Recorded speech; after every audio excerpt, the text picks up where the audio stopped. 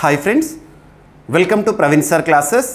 మొదటిసారి మన యూట్యూబ్ ఛానల్ని చూస్తున్న ప్రతి ఒక్క అభ్యర్థి ఇప్పుడు మన ఛానల్ని సబ్స్క్రైబ్ చేయండి. పోటీ పరీక్షలకు ప్రిపేర్ అవుతున్న ప్రతి ఒక్క అభ్యర్థికి ఉపయుక్తంగా ఉండే కరెంట్ అఫైర్స్ని డైలీ కరెంట్ అఫైర్స్ రూపంలో ప్రతిరోజు సాయంత్రం 7 గంటలకి మీకు అందిస్తూనే ఉన్నాను. ఇక మీ నుండి నేను ఎక్స్పెక్ట్ చేసేది ఒకటే, మీ సపోర్ట్ అండ్ ఎంకరేజ్మెంట్ని ఈ వీడియోకి లైక్ రూపంలో తెలియజేయండి.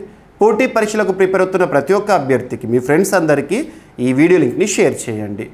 ఈరోజు మార్చ్ 18, 2025 చాలా అంశాల వార్తలు నిలిచాయి.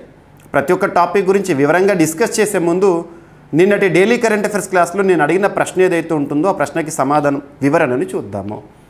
అభ్యర్థులు చాలామంది ఆన్సర్ చేస్తున్నారు కామెంట్ బాక్స్లో, కామెంట్ రూపంలో. నేను ఎక్స్పెక్ట్ చేసేది ఏంటంటే వీడియో చూస్తున్న ప్రతి ఒక్కరు కూడా మీ సమాధానాన్ని తెలియజేయండి. చాలా ఇంపార్టెంట్ క్వశ్చన్స్ అడుగుతున్నాను నేను. ఇవి రానున్న పోటీ పరీక్షల్లో మనం ఎగ్జామినేషన్లో కూడా చూసే అవకాశాలు ఉన్నాయి. ఇప్పుడు మీరు ప్రాక్టీస్ చేశారనుకోండి, అక్కడ ఈజీ అయిపోతుంది. మళ్ళీ నేను వివరిస్తున్నాను కాబట్టి మరొకసారి విన్నట్టు అవుతుంది. కాబట్టి అభ్యర్థులందరికీ కూడా యూస్ఫుల్ ఇది. ఓకేనా?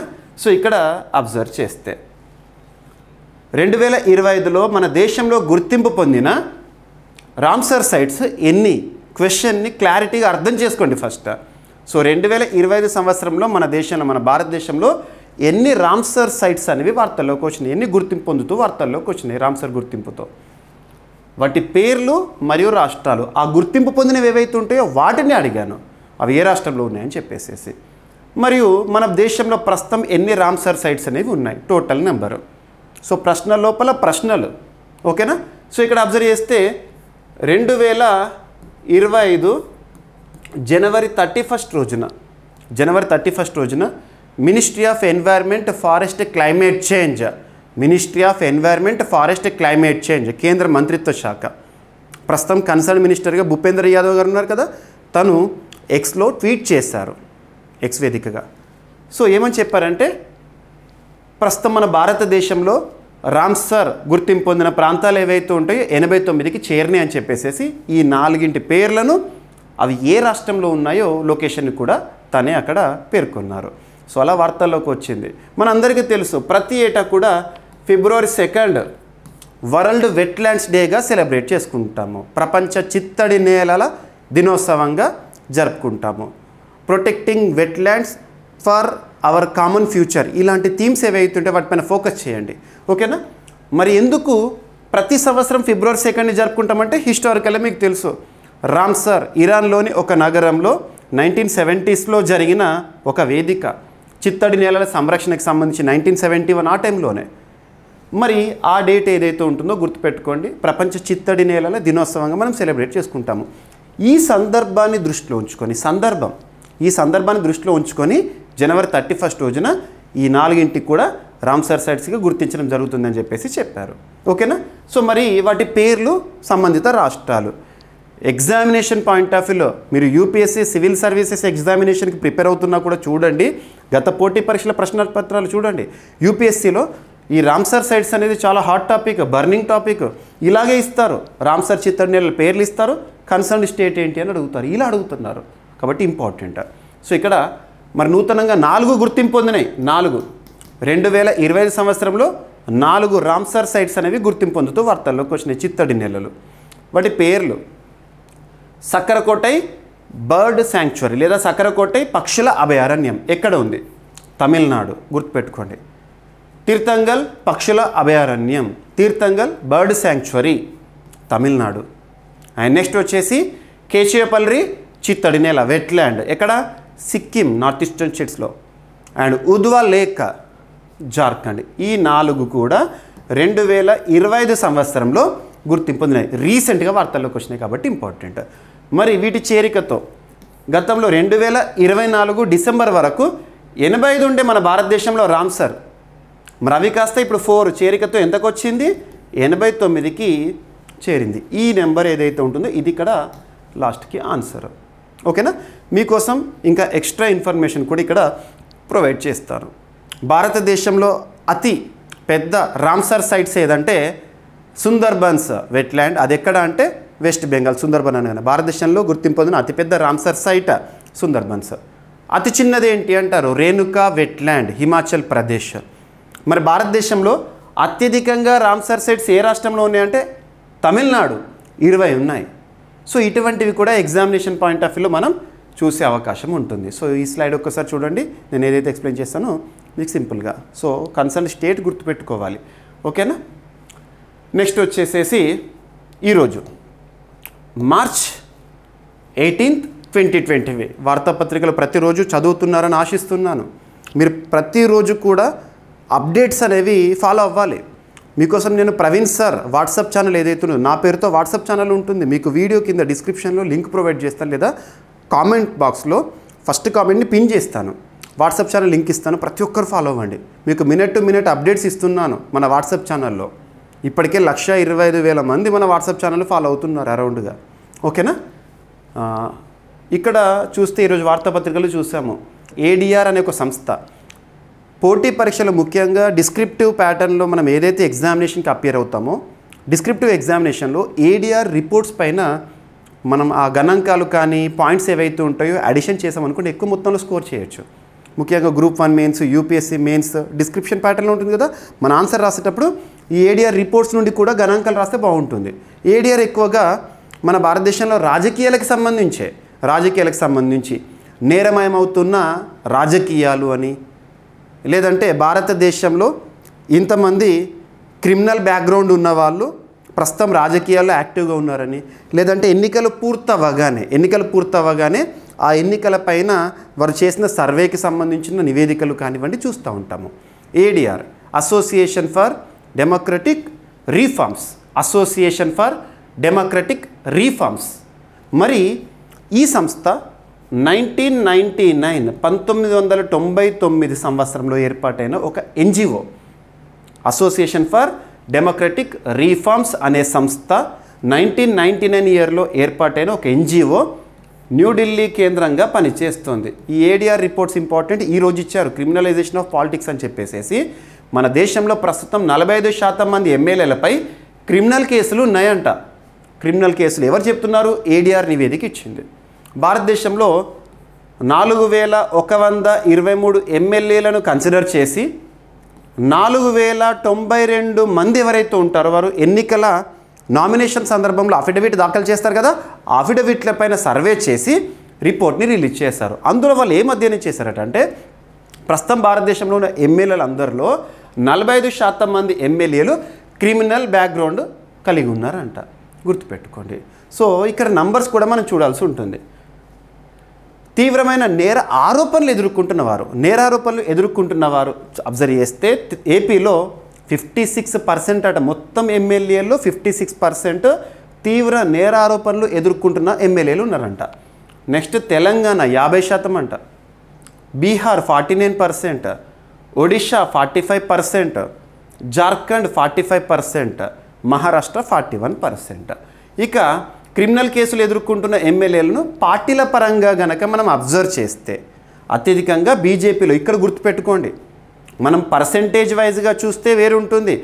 భారతదేశంలో మెజారిటీ స్టేట్స్లో బీజేపీ అధికారంలో ఉంది అంటే అక్కడ ఎమ్మెల్యేలు ఉన్నారు.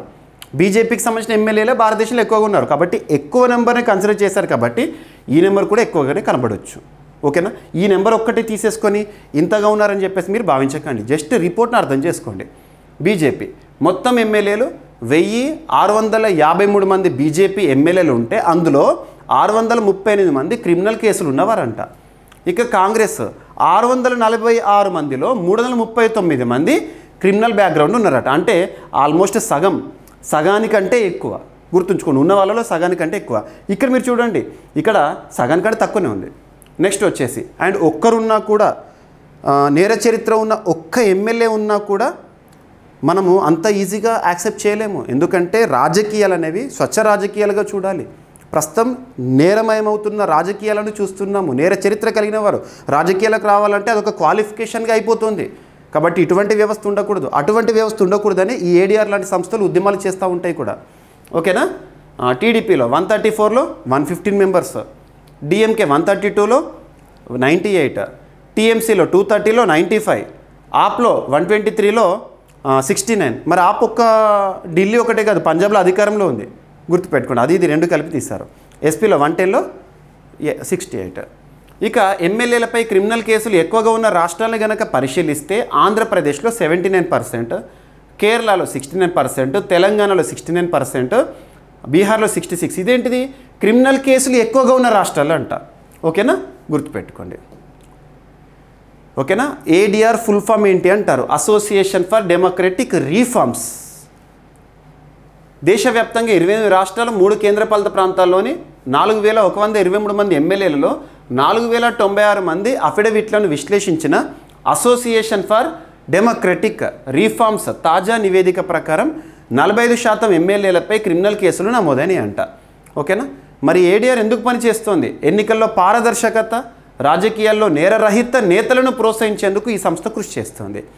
రాజకీయ నాయకుల ఆస్తులు, క్రిమినల్ కేసుల వివరాలు వెల్లడించే నివేదికలు విడుదల చేస్తూ ఉంటుంది. ఓకేనా.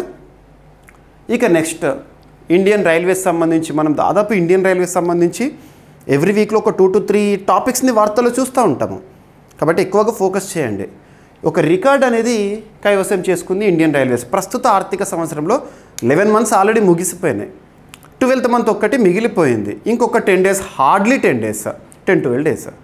సో ఇక్కడ ప్రస్తుత ఆర్థిక సంవత్సరం అంటే 2024-2025 ఆర్థిక సంవత్సరం అంటే ఎప్పుడు ప్రారంభమైంది?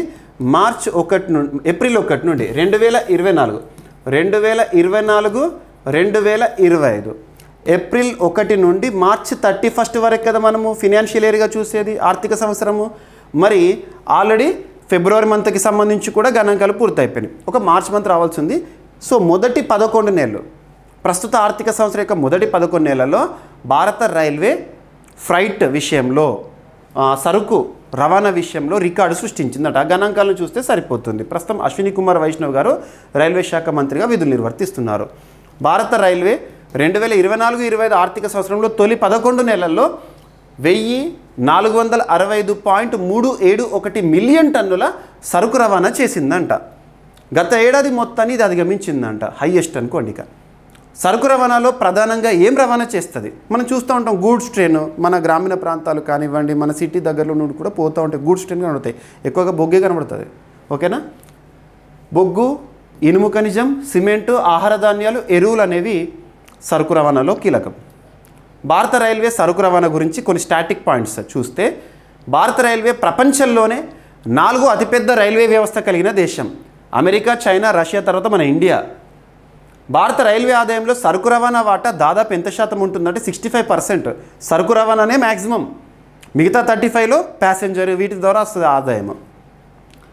భారత్లో 7500 కిలోమీటర్ల కంటే ఎక్కువ లైన్లు బ్రాడ్ గేజ్గా, మనకు రైల్వే సంబంధించి narrow gauge, metre gauge, broad gauge అని చూస్తాము. బ్రాడ్ గేజ్ అనేది మోడర్న్.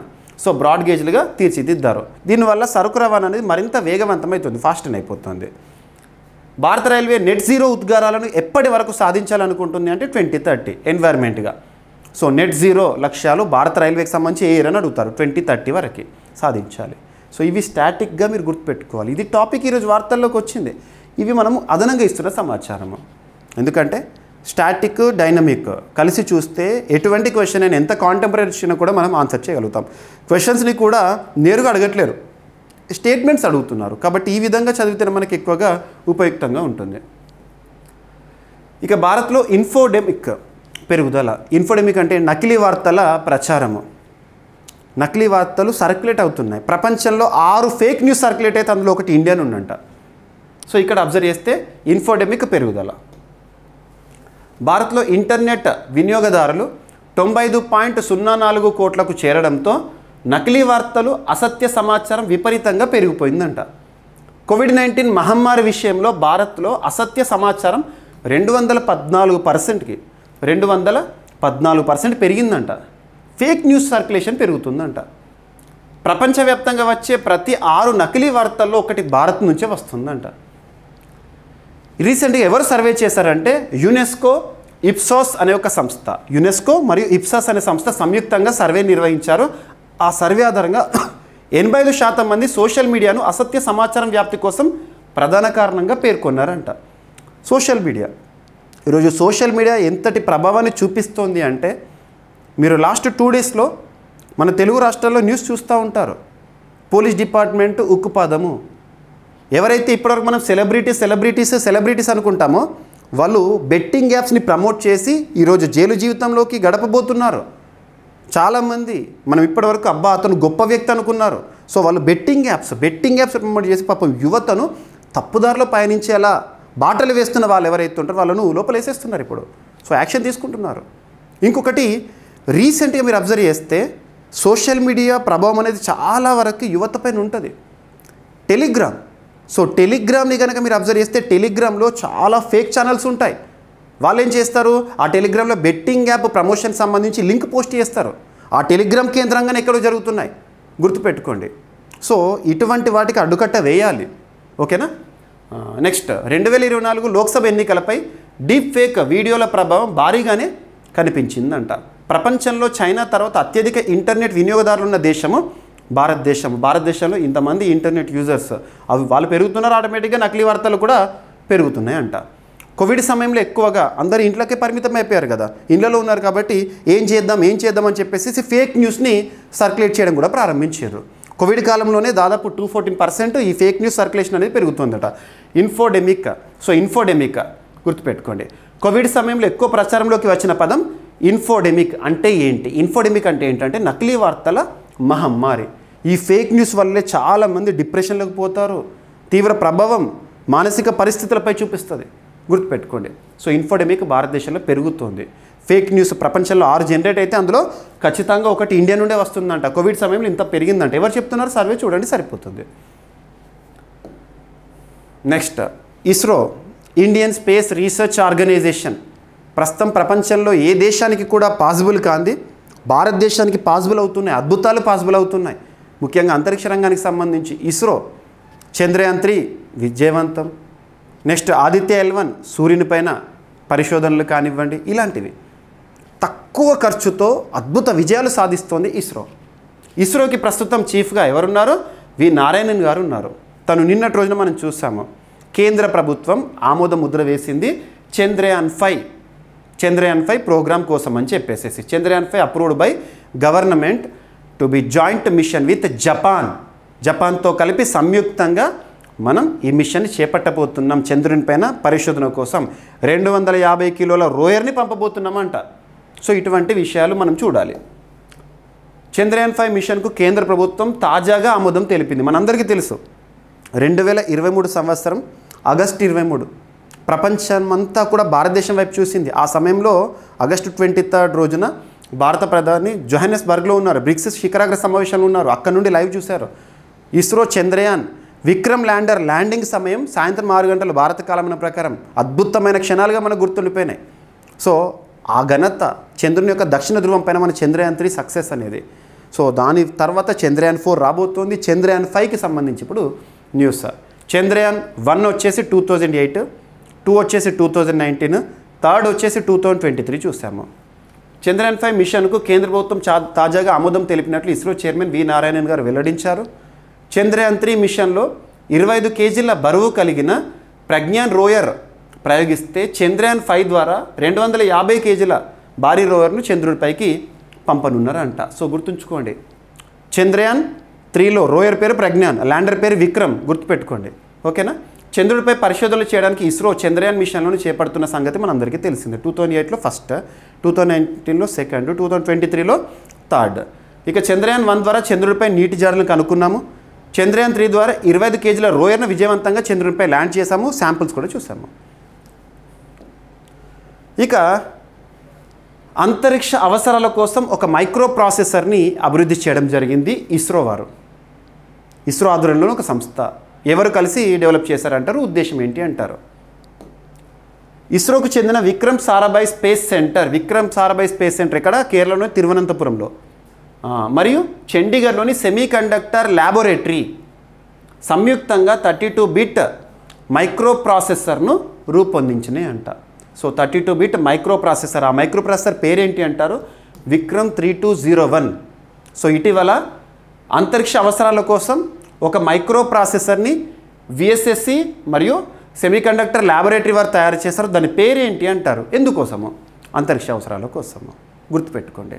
ఈ మైక్రో ప్రాసెసర్ని పూర్తిగా స్వదేశీ పరిజ్ఞానంతో తయారు చేశారంట. దీన్ని భారత అంతరిక్ష కార్యక్రమాల్లో ఉపయోగించని ఉన్నారు. సో ఇలాంటివి చూడాలి. సైన్స్ అండ్ టెక్నాలజీ సంబంధించి ఐఐటీస్ కానివ్వండి, ఇటీవల కాలంలో Indian institute of sciences Bengaluru వారు చేస్తున్న పరిశోధనలు కానివ్వండి ఇంపార్టెంట్. సో ఇప్పటికి ఇంకొక టాపిక్ కూడా మిస్లీనెస్. అది భారతదేశంలో ఐఐటి తరహాలోనే ఇండియన్ ఇన్స్టిట్యూట్ ఆఫ్ టెక్నాలజీస్ ఉంటాయి కదా, అలాంటి తరహాలోనే Indian institute for creating technologies ఐఐసిటీలను ఏర్పాటు చేయాలని చెప్పేసి భారత ప్రభుత్వం యోచిస్తోంది. మొదటగా ముంబైలో ఏర్పాటు చేయడానికి ఇటీవల కేంద్ర ప్రభుత్వం సుముఖత వ్యక్తం చేసింది. అక్కడ ఇనిషియేషన్ కూడా ప్రారంభమవుతుంది. సో ఇలాంటివి కూడా మిస్లీనియస్ మనం చూడవచ్చు. అది ప్రారంభం అఫిషియల్గా అయిపోతే మనకు తెలిసిపోతుంది. ఓకేనా, గుర్తుపెట్టుకోండి. నెక్స్ట్ అంతరిక్ష రంగానికి సంబంధించి విదేశీ ఉపగ్రహాల ప్రయోగాలతో భారత్కు 143 మిలియన్ల ఆదాయం ఎలా వస్తుంది? ఇక్కడ చూస్తే మన భారతదేశంలో ఇస్రో చేస్తున్న పరిశోధనల్లో ఉపగ్రహాలను నిర్ణీత కక్షలో ప్రవేశపెట్టడం, మరి సొంత ఉపగ్రహాలనే ప్రవేశపెడుతున్నాడే కాదు, వాణిజ్యపరంగా కూడా మనం చూస్తున్నాము.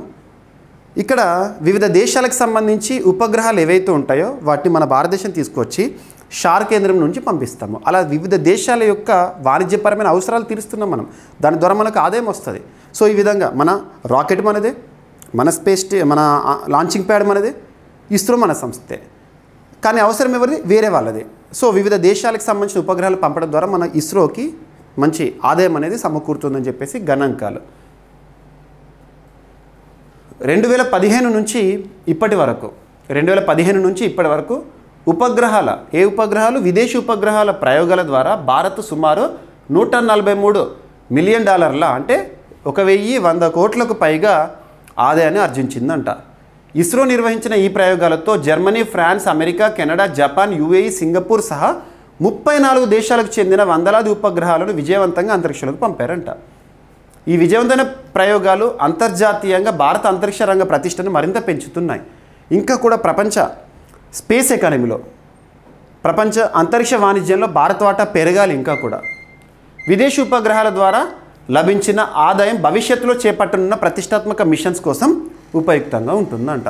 గుర్తుపెట్టుకోండి. ఇప్పటికే ఎస్ఎల్వి, పిఎస్ఎల్వి, జిఎస్ఎల్వి ఇలాంటివి మనం చూస్తున్నాం కదా. సో ఇక్కడ చూడండి, భారత అంతరిక్ష పరిశోధన సంస్థ 1969లో స్థాపించబడింది. ప్రధాన కేంద్రం బెంగళూరులో ఉంది. పిఎస్ఎల్వి, జిఎస్ఎల్వి మరియు జిఎస్ఎల్వి మార్క్ 3 వంటి రాకెట్లతో ఇస్రో ప్రపంచవ్యాప్తంగా పేరు గడించిందంట. గుర్తుపెట్టుకొని గగన్యాన్ ప్రయోగం ద్వారా భారత, రష్యా, అమెరికా, చైనా తర్వాత మానవ సహిత అంతరిక్ష ప్రయోగం చేపట్టే 4వ దేశంగా. ఎవరి తర్వాత? రష్యా, అమెరికా, చైనా తర్వాత భారత్. సో అంతకుముందు ఇటువంటి టెక్నాలజీ కలిగిన దేశాలు ఏంటని ఇటువంటి క్వశ్చన్స్ అడుగుతారు. చూడండి, ఇక కార్ట్ సెల్ థెరపీ అంటాము. మీరు పర్ఫెక్ట్గా చెప్పాలంటే April 4th, 2024 last year April 1st వీక్లో రాష్ట్రపతి ద్రౌపది ముర్ము గారు ఈ టెక్నాలజీని అఫీషియల్గా ఆవిష్కరించారు. ఇండియాస్ ఫస్ట్ ఇండిజినస్ టెక్నాలజీగా. సో ఏఐఐటి పాత్ర అని అడుగుతారు. ఈరోజు పరిశోధన ట్రయల్స్ కూడా విజయవంతం అనేది చూసాము. భారత్లో తొలిసారిగా బ్లడ్ క్యాన్సర్ చికిత్స కోసం CAR-T లేదా కార్ట్ సెల్ థెరపీ, జీన్ థెరపీని అభివృద్ధి చేశారు. ముంబైలోని Tata memorial hospital, IIT Bombay. గుర్తుపెట్టుకోండి, ఐఐటీస్ పైన క్వశ్చన్స్ ఖచ్చితంగా ఎక్స్పెక్ట్ చేయవచ్చు. ఐఐటి బాంబే మరియు టాటా మెమోరియల్ హాస్పిటల్ వారు ఈ కార్ట్ సెల్ జీన్ థెరపీని డెవలప్ చేశారంట. భారతీయ రోగులపై క్లినికల్ పరీక్షల్లో 73% మంది రోగులు ఇది విజయవంతమైన ఫలితాలు ఇచ్చింది. సో క్లినికల్ ట్రయల్స్ అంటే ఏంటంటే ఏదన్నా వ్యాక్సిన్ కానీ, మెడిసిన్ కానీ, ఎనీథింగ్, ట్యాబ్లెట్ కానీ నేరుగా తీసుకుపోయి మనుషులకు ఇవ్వరు. దాని యొక్క పనితీరు ఎలా ఉందో తెలుసుకోవడానికి క్లినికల్ ట్రయల్స్ చేస్తారు, ఎనిమల్ స్టడీస్ చేస్తారు. అలాగా లేదా మనుషుల పని చేసేటప్పుడు కూడా ఆ వాలంటీర్స్ ఎవరైతే ఉంటారో వాళ్ళను పర్ఫెక్ట్ పర్యవేక్షణలో చేస్తారు. ఈ థెరపీలో టీ సెల్స్ అనే రోగనిరోధక కణాలను జన్యు మార్పు ద్వారా క్యాన్సర్ కణాలపై పోరాడేలా చేశారంట. ఇది ప్రధానంగా బ్లడ్ క్యాన్సర్ చికిత్సకు ఉపయోగపడుతుంది. కార్ట్ టీ సెల్ పూర్తి పేరు ఏంటంటే chimeric antigen receptor T cell, CAR-T cell లేదా కార్ట్ సెల్. ఓకేనా, కార్ట్ టీ సెల్ లేదా టీ సెల్స్ అనేవి మన శరీరంలో క్యాన్సర్పై పోరాడే రోగనిరోధక కణాలంట. సో టీ సెల్స్పై ప్రభావం చూపిస్తుంది. ఓకేనా, మొట్టమొదటిసారి అమెరికాలో అభివృద్ధి చేసిన టెక్నాలజీ అది కార్ట్ టీ సెల్ థెరపీ అనేది. భారత్లో క్వాడ్ గ్లోబల్ హెల్త్ వర్క్షాప్ అనేది వార్తల్లోకి వచ్చింది. Quadrilateral security dialogue. క్వాడ్ కూటమి అని చెప్పేసి మనం తరచూ చూస్తూ ఉంటాము. క్వాడ్లో 4 దేశాలు, Bharat, America, Australia, Japan. So గుర్తుపెట్టుకోండి, భారత్, జపాన్, అమెరికా, ఆస్ట్రేలియా 4 దేశాల కూటమి. 2007 సంవత్సరం నుండి మనం క్వాడ్ అనే పేరును వింటున్నాము. ఇక్కడ అబ్జర్వ్ చేస్తే క్వాడ్ దేశాల మధ్య జరిగే ఒక నావికాదళ విన్యాసం మలబార్ ఎక్సర్సైజ్ మన ఇండియాలోనే జరిగింది వేదికగా. సో ఇలాంటివి ఎగ్జామినేషన్లో లింక్ చేసుకుంటూ చదవాలి. సో క్వాడ్కి సంబంధించి గ్లోబల్ హెల్త్ వర్క్షాప్ అనేది భారత ఆతిథ్యంలో న్యూఢిల్లీ వేదికగా ఒక సమావేశం వార్తల్లోకి వచ్చింది. విదేశీ వ్యవహారాల మంత్రిత్వ శాఖ, at the same time ministry of health and family welfare వారు సంయుక్తంగా ఈ సమావేశానికి ఆతిథ్యము. సో క్వాడ్ కింద ప్రపంచ ఆరోగ్య సమస్యలపై 3 రోజుల వర్క్షాప్ను న్యూఢిల్లీలో నిర్వహిస్తున్నారు. విదేశాంగ మంత్రిత్వ శాఖ, కేంద్ర ఆరోగ్య కుటుంబ సంక్షేమ మంత్రిత్వ శాఖ వారు సంయుక్తంగా ఈ కార్యక్రమాన్ని నిర్వహిస్తున్నాయి అంటారు. ఈ సమావేశంలో ప్రపంచ ఆరోగ్య అత్యవసర పరిస్థితులకు సంసిద్ధత పెంపు, సమన్వయంతో కూడిన చర్యలపై చర్చ జరుగుతుందంట. ఓకేనా. సో 4 దేశాలతో పాటు 16 దేశాల ఇతర ప్రముఖులు ఎవరైతే ఉంటారో ఇందులోకి పార్టిసిపేషన్ కోసం రావడం జరిగిందంట. ఇక నెక్స్ట్ రక్షణ రంగానికి సంబంధించి భారత రక్షణ రంగంలో అధునాతనమైన సౌకర్యం కోసం ఇటీవల బెల్తో ఒప్పందం. సో భారత్ ఎలక్ట్రికల్ లిమిటెడ్ సంస్థతో రీసెంట్గా రక్షణ శాఖ ఒప్పందం కుదుర్చుకుంది. ఒప్పందం యొక్క విలువ వచ్చేసి 2,906 కోట్ల రూపాయలు. 2,906 కోట్ల రూపాయల ఒప్పందము LLTR రాడార్ డీల్ ఒప్పందము. సో ఇక్కడ అశ్విని పేరు గుర్తుంచుకోవాల్సింది important. So Bharat electronics limited దేశీయంగా అభివృద్ధి చేసిన తక్కువ ఎత్తు స్థాయి రాడార్, ఇంగ్లీష్లో ఏమంటామంటే లో level tracking radar system Ashwini పేరు. అందుకోసం రక్షణ మంత్రిత్వ శాఖకి BEL సంస్థకి మధ్య ఈ రాడార్ డెవలప్మెంట్ కోసం ఒప్పందం కుదిరింది. ఆ ఒప్పందం యొక్క విలువ ఎంత అంటే 2,906 కోట్ల రూపాయలు. పూర్తి స్వదేశీ పరిజ్ఞానంతో ఇండిజినస్గా మన భారతీయ శాస్త్రవేత్తలు మన భారతదేశంలో ఈ టెక్నాలజీని తయారు చేయబోతున్నారు. ఓకేనా, గుర్తుపెట్టుకోండి. ఇది 4D సర్వేలెన్స్తో తక్కువ ఎత్తులో వచ్చే డ్రోన్స్, మిసైల్స్, యుద్ధ విమానాలను గుర్తించి వెంటాడే సామర్థ్యం కలిగి ఉంటుందంట. ఓకేనా, గుర్తుపెట్టుకోండి. ఇక BEL భారత్ ఎలక్ట్రానిక్స్ లిమిటెడ్ సంస్థ 1954లో బెంగళూరులో స్థాపించబడింది. So GK point. ఇక రాష్ట్రీయ అంశాల్లో నిన్నటి క్లాస్లో మీకు పొట్టి శ్రీరాములు గారి జయంతి ఉత్సవాలు 125th సెలబ్రేషన్స్ అని చెప్పేసి మనం రాష్ట్రీయ అంశాలు చూసాము. పూరా యాప్ గురించి చూసాము. సో రాష్ట్రీయ అంశాలు అన్నీ కవర్ చేస్తున్నాను, ఏపీ అభ్యర్థులకైనా తెలంగాణ అభ్యర్థులకైనా. సో ఈరోజు తెలంగాణకు సంబంధించి కొన్ని ఇంపార్టెంట్ టాపిక్స్ ఉన్నాయి. ఆల్రెడీ తెలంగాణలో అసెంబ్లీ సమావేశాలు ప్రారంభమైనాయి. అసెంబ్లీ సమావేశాల్లో భాగంగా కొన్ని కీలక బిల్లులను తెలంగాణ రాష్ట్ర ప్రభుత్వం ప్రవేశపెడుతోంది. అందులో ఇంపార్టెంట్ ఏంటంటే నిన్నటి రోజున బీసీ రిజర్వేషన్ బిల్లు ప్రవేశపెట్టారు పొన్నం ప్రభాకర్ గారు. ఆ బిల్లుకు అసెంబ్లీ ఆమోద ముద్ర వేసింది. కానీ రానున్న రోజుల్లో న్యాయపరమైన చిక్కులను చూడబోతున్నాం. 50% రిజర్వేషన్స్ దాటకూడదు, సుప్రీంకోర్టు తీర్పులు ఏంటి, ఇలాంటి వాటిపైన మనం ఫోకస్ చేయాలి. కరెంట్ పాలిటీ పాయింట్ ఆఫ్ వ్యూలో అర్థం చేసుకోవాలి. సో ఇక్కడ చూడండి, తెలంగాణ అసెంబ్లీలో ఎస్సీ వర్గీకరణకు సంబంధించిన కమిషన్ పేరేంటి? షమీమ్ అఖ్తర్ కమిషన్, జస్టిస్ షమీమ్ అఖ్తర్ తను ఇచ్చిన నివేదిక. బీసీ రిజర్వేషన్ బిల్లులు. తెలంగాణ అసెంబ్లీలో ఎస్సీ వర్గీకరణ బిల్లును మంత్రి దామోదర్ రాజనరసింహ గారు ఎస్సీ వర్గీకరణ బిల్లును, బీసీ రిజర్వేషన్ బిల్లునేమో మంత్రి పొన్నం ప్రభాకర్ గారు ప్రవేశపెట్టారు. అదేవిధంగా దేవాదాయ చట్ట సవరణ బిల్లేమో కొండా సురేఖ గారు ప్రవేశపెట్టారు. సో ఇక్కడ రిజర్వేషన్లకు సంబంధించి చూడండి, మరి బీసీ రిజర్వేషన్ బిల్లు ఎంత నుండి ఎంతకు పెంచడానికంటే 25% to 42% పెంచడానికి ఉద్దేశించబడింది. బీసీలకు 42% రిజర్వేషన్ కల్పించాలని. సో కానీ లీగల్గా కొన్ని బ్యారియర్స్ అనేవి రావచ్చు. సో 20% 42% పెంచే బిల్లు. ఈ బిల్లు అమలైతే స్థానిక సంస్థలు, ప్రభుత్వ ఉద్యోగాలు, విద్యా రంగాల్లో రిజర్వేషన్లు మొత్తం 62% పెరుగుతాయంట. కానీ రూల్ ప్రకారం 50% దాటొద్దు. ఈ ప్రస్తావన ముఖ్యమంత్రి రేవంత్ రెడ్డి గారు ఎప్పుడు చెప్పారు? బీసీలకు రిజర్వేషన్ ఇస్తాను, పెంచుతాను, 42% ఇలాంటివి ఎప్పుడు చెప్పారు? 2023 సంవత్సరం సార్వత్రిక ఎన్నికల కంటే ముందు 2023 సార్వత్రిక ఎన్నికలు నవంబర్ 30th రోజు జరిగినాయి కదా 2023లో. ఆ ఎన్నికలకు ముందు 6 సూత్రాలని చాలా ప్రకటించారనుకోండి, అందులో ఇదొకటి. ఓకేనా, ఎన్ని సూత్రాలు ప్రకటించారు, ఎన్ని అమలవుతున్నాయో అబ్జర్వ్ చేయండి. ఓకేనా, ఈ ప్రస్తావన కామారెడ్డి డిక్లరేషన్లో భాగంగా చెప్పారు, కామారెడ్డి సభలో చెప్పారు బీసీ రిజర్వేషన్ల గురించి. అయితే ఈ ప్రతిపాదనకు న్యాయపరంగా సవాలు ఎదురయ్యే అవకాశం ఉంది. గతంలో బీహార్ ప్రభుత్వం 50% రిజర్వేషన్ పరిమితిని అధిగమించడానికి చేసిన ప్రయత్నాలు కూడా న్యాయపరంగా ప్రతికూలంగా నిలిచిపోయినాయి. సో భారతదేశంలో 50% రిజర్వేషన్ల పరిమితి చారిత్రక నేపథ్యం చూద్దాం. భారత రాజ్యాంగం రూపొందించిన సందర్భంగా జరిగిన చర్చలో 50% రిజర్వేషన్ పరిమితి అంశం ముందుకు వచ్చింది. రాజ్యాంగ రచన జరుగుతున్నప్పుడే డాక్టర్ బిఆర్ అంబేద్కర్ గారు రిజర్వేషన్లకు మద్దతు ఇచ్చినా అవి సమతుల్యతను కోల్పోకుండా ఉండాలని చెప్పారు. ఏది కూడా మితిమీరి ఉండొద్దని చెప్పారు. ప్రభుత్వ ఉద్యోగాల్లో రిజర్వేషన్ల పరిమితికి లోబడి ఉండాలని ఆయన అభిప్రాయపడ్డారు. ఇక కొన్ని కేసులు ఇంపార్టెంట్. మీకు ఇండియన్ పాలిటీ కోర్సులు ఇవన్నీ చెప్పేశాను నేను.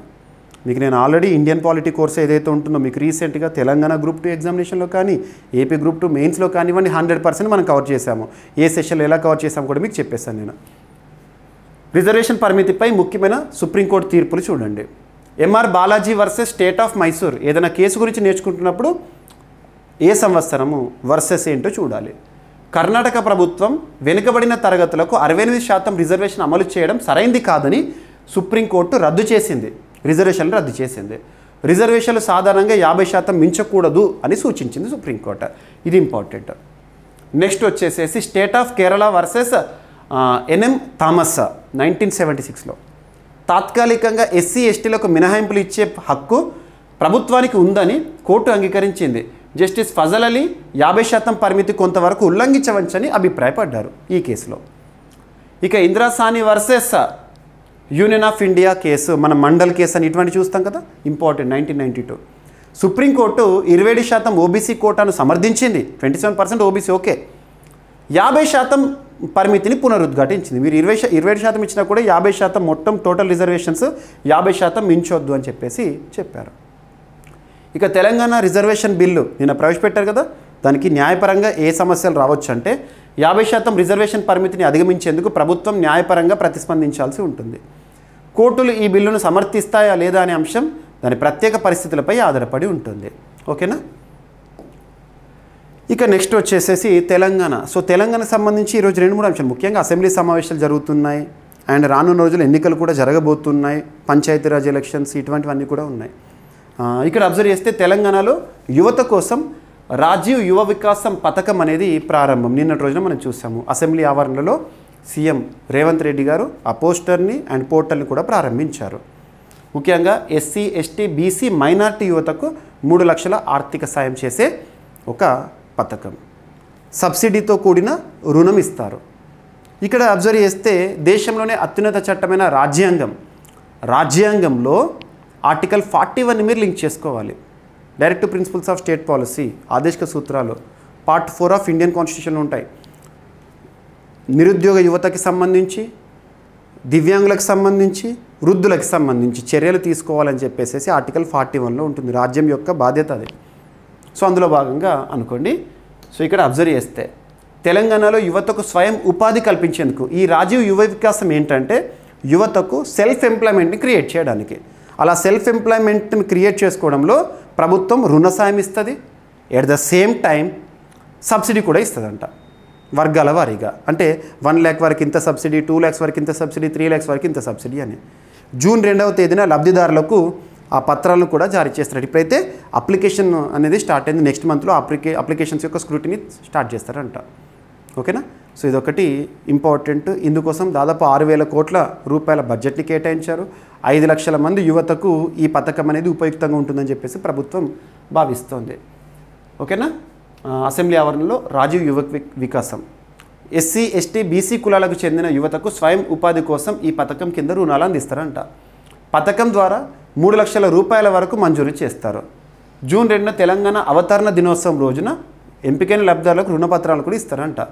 ఓకేనా. 1 లక్ష వరకు రుణం తీసుకుంటే 80%, 2 లక్షల వరకు అయితే 70%, 3 లక్షల వరకు అయితే 60% ఏదైతే ఉంటుందో సబ్సిడీలో భాగంగా. పథకం అమలుకు రాష్ట్ర ప్రభుత్వం 6,000 కోట్ల రూపాయల నిధులను కేటాయించింది. ఓకేనా, గుర్తుపెట్టుకోండి. ఇక పేరు మార్పు అనే అంశము, కళ్యాణ లక్ష్మి, షాదీ ముబారక్ కళ్యాణ లక్ష్మి అని చెప్పేసి గత ప్రభుత్వం, బీఆర్ఎస్ ప్రభుత్వం, తెలంగాణ రాష్ట్ర సమితి ప్రభుత్వం ఎవరైతే ఉంటారో ప్రారంభించారు కదా. సో అమ్మాయికి వివాహ సమయంలో ఆర్థిక సాయము. కాంగ్రెస్ ప్రభుత్వం మరొక అడుగు ముందుకేసి మేనిఫెస్టో సందర్భంగా తులం బంగారం ఇస్తామని కూడా చెప్పిండ్రు. సో ఇక కళ్యాణ లక్ష్మి పేరు ఏదైతే ఉంటుందో కళ్యాణ మస్తుగా మారుస్తున్నట్టు నిన్న అసెంబ్లీలో ప్రభుత్వం పేర్కొంది. అతి త్వరలో అమల్లో కూడా తీసుకొస్తామని చెప్పారు. గుర్తుపెట్టుకోండి. ఓకేనా. మరి మహిళలకి వివాహ సమయంలో ఇలాంటి పథకాలు, మహిళలకు ప్రభుత్వం ఇచ్చే బెనిఫిట్స్ వివక్ష కాదా అంటే దేశంలోని అత్యున్నత చట్టమైన రాజ్యాంగంలో ప్రాథమిక హక్కుల్లో ఆర్టికల్ 15 క్లాజ్ 3 పిల్లలకు మహిళలకు కల్పించే ప్రత్యేక సౌకర్యాలను వివక్షగా భావించరాదు. దే ఆర్ పాజిటివ్ డిస్క్రిమినేషన్స్, రక్షిత వివక్షగా పేర్కొన్నారు. కాబట్టి అందుకే భారతదేశంలో మహిళలకు సంబంధించి కానీ పిల్లలకు సంబంధించి కానీ పథకాలు ఉంటాయి. ఎక్స్క్లూజివ్గా పురుషులకు సంబంధించి ఉండవు. రీజన్ ఏంటంటే ఆర్టికల్ 15 క్లాజ్ 3. ఓకేనా. కళ్యాణమస్తుగా పేరు మార్పు అనే అంశము. ఎస్. సో తెలంగాణకు సంబంధించి ఈ టాపిక్స్. ఇంకొకటి ఏంటంటే ఇంకా అమల్లోకి రాలేదు, టెండర్స్ ఆహ్వానిస్తున్నారు. తెలంగాణ రాష్ట్రంలో మొట్టమొదటి రోప్వే, పర్యాటక రంగాన్ని ప్రోత్సహించడానికి తెలంగాణ రాష్ట్రంలో మొట్టమొదటి రోప్వే సర్వీసెస్ని భువనగిరి కోట వద్ద ప్రారంభిస్తారంట. దానికి సంబంధించిన నిర్మాణ పనుల కోసం టెండర్ని కూడా ఆహ్వానిస్తుంది ప్రభుత్వం, పర్యాటక శాఖ వారు. గుర్తుపెట్టుకోండి. ఓకేనా. దాదాపు అరౌండ్ 56 crores టెండర్స్ని ఇస్తామని చెప్పేసి టెండర్స్ కూడా బిడ్స్ని ఇన్వైట్ చేశారు. సో ఇక్కడ గుర్తుపెట్టుకోవాల్సింది ప్రస్తుతానికైతే తెలంగాణ రాష్ట్రంలో మొట్టమొదటి రోప్వే ఎక్కడ అంటే భువనగిరి. ఓకేనా. ఇక క్రీడలకు సంబంధించి స్పెషల్ ఒలింపిక్స్ వింటర్ గేమ్స్లో భారత్కి 33 పథకాలు వచ్చినాయి అంట. 33 పథకాలు, 8 స్వర్ణము, 18 సిల్వరు, బ్రాంజ్ 7. సో ఎక్కడ జరిగినాయి ఈ టోర్నమెంట్? ఇటువంటి ఇంపార్టెంట్ టోర్నీస్ ఎప్పుడు జరిగినాయి, ఎక్కడ జరిగింది, పథకాల పట్టికలో మనం ఏ విధంగా పథకాలు సాధించాము, ఇలాంటివి important. So special olympic world winter games 1977లో మొదటి ఎడిషన్ ప్రారంభమైంది. ప్రతి 4 ఏళ్ళకు ఒకసారి మనం చూస్తూ ఉంటాము. ఈ సంవత్సరం ఇటలీలోని ట్యూరిన్లో special olympics winter world games అనేవి జరిగినాయి. మొత్తం 33 పథకాలు మన భారతదేశం సాధించింది. చివరి రోజు 9 పథకాలతో. దాదాపు 8 ఏళ్ల తర్వాత నిర్వహించిన ఈ పోటీలు 12వ edition, 12th edition special olympics winter games. ఓకేనా. నెక్స్ట్ ఇది 4 ఏళ్ళకు ఒకసారి జరుగుతుంది టోర్నమెంట్. గతంలో వింటర్ ఒలింపిక్స్, స్పెషల్ కాదు, వింటర్ ఒలింపిక్స్కి ఇదే నగరం ఇటలీలోని ట్యూరిన్ అనేది 2006లో ఆతిథ్యం ఇచ్చింది. వింటర్ ఒలింపిక్స్కి ఆతిథ్యం ఇచ్చింది. ఇప్పుడేమో వింటర్ గేమ్స్. ఓకేనా. స్పెషల్ ఒలింపిక్స్ వింటర్ గేమ్స్కి మొదటిసారి ఈ నగరం ఆతిథ్యం. కానీ ఇక్కడ కన్ఫ్యూజ్ కాకుండా 2006లో వింటర్ ఒలింపిక్స్కేమో ఇటలీ ఆతిథ్యం ఇచ్చింది. మరి మొట్టమొదటిసారి ఈ గేమ్స్ ఎప్పుడు స్టార్ట్ అయినాయి చరిత్రలో అంటే 1977లో స్టార్ట్ అయినాయి. గుర్తుపెట్టుకోండి. ఓకేనా. ఇక ఈరోజు ప్రశ్న, ప్రతి ఒక్కరు కూడా సమాధానాన్ని కామెంట్ బాక్స్లో రాయండి. ప్రతి ఒక్కరిని ఎక్స్పెక్ట్ చేస్తున్నాను. వీడియోని లైక్ చేయండి, మీ ఫ్రెండ్స్ అందరికీ షేర్ చేయండి. సో ప్రశ్న వచ్చేసేసి, రీసెంట్గా మన ఆంధ్రప్రదేశ్ రాష్ట్రంలో రిషికొండ బీచ్ ఏదైతే ఉంటుందో వైజాగ్, ఆ బీచ్కి బ్లూ ఫ్లాగ్ సర్టిఫికేషన్ అనేది తాత్కాలికంగా రద్దు చేశారు. అలా బ్లూ ఫ్లాగ్ సర్టిఫికేషన్ అనేది వార్తల్లోకి వచ్చింది. ఈ కంటెక్స్ట్లో అడుగుతున్న ప్రశ్న, ఇటీవల బ్లూ ఫ్లాగ్ గుర్తింపు కోల్పోతూ రిషికొండ బీచ్ వార్తలు నిలిచింది. ఈ గుర్తింపును ఏ సంస్థ ఇస్తుంది? దేశంలో బ్లూ ఫ్లాగ్ గుర్తింపు ఉన్న బీచ్లు మరియు రాష్ట్రాలు ఏవైతే ఉంటాయో వాటన్నిటి లిస్ట్ని కామెంట్ బాక్స్లో రాయండి. ఓపికతో రాయండి.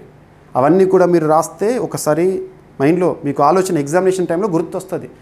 వీలైతే నేను చెప్పిన క్లాసెస్ ఏవైతే ఉంటాయో లొకేషన్ని కూడా చూడండి. ఓకేనా.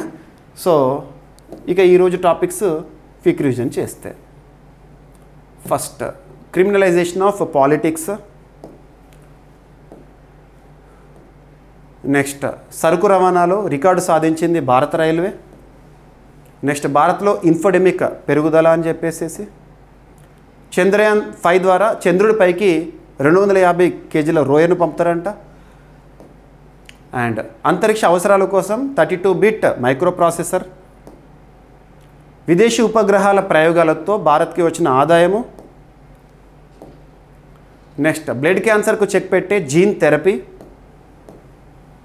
క్వాడ్ సమ్మిట్ భారతదేశంలో, నెక్స్ట్ భారత్ ఎలక్ట్రానిక్స్ లిమిటెడ్తో రక్షణ శాఖ ఒప్పందము, నెక్స్ట్ తెలంగాణ అసెంబ్లీలో ఎస్సీ వర్గీకరణ బీసీ రిజర్వేషన్ బిల్లులు,